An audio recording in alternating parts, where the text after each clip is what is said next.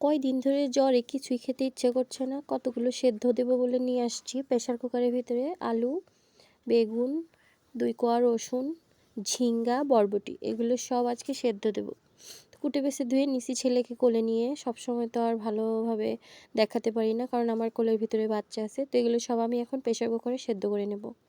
মুখে এক ফোঁটা রুচিও নেই, তাই একটু বেশি করে ঝাল দিয়ে দিলাম। তো এভাবে সুন্দর প্রথমে আমি আলুটা বিছিয়ে দেবো প্রেসার কুকারে, যেহেতু আলু শক্ত একটু সময় লাগবে। তো বাকি সব সবজিও দিয়ে দিব, দিয়ে অল্প একটু পানি দেবো, ধরেন হাফ কাপেরও কম দিয়ে আমি ভালো করে সেদ্ধ করে নেব। প্রেসার কুকারে বেশি সিটি দেওয়া লাগে না, 3টা সিটি দিলেই হয়ে যায়। তারপরে আমি পেঁয়াজ, ধনিয়া পাতা আর কাঁচামরিচ সেদ্ধ দিয়ে সুন্দর করে মেখে একটু সরিষার তেল দিয়ে দিলাম। সরিষার তেল দিয়ে আরেকটু মাখা করে এখন দিয়ে দিতে হবে সেদ্ধগুলা। যে সেদ্ধগুলো আমি করে রেখেছি প্রেসার কুকারে ওইগুলা দিয়ে দিতে হবে। তো সেদ্ধ যে আলু, বেগুন, পটল, ঝিঙা কী দিয়েছি সব দিয়ে এবার সুন্দর করে চটকে মেখে সবাই মিলে পুরা পরিবার মিলে খেয়ে নিলাম। ও সেই স্বাদ! আপনারা একবার ট্রাই করে দেখবেন। আল্লাহ হাফেজ।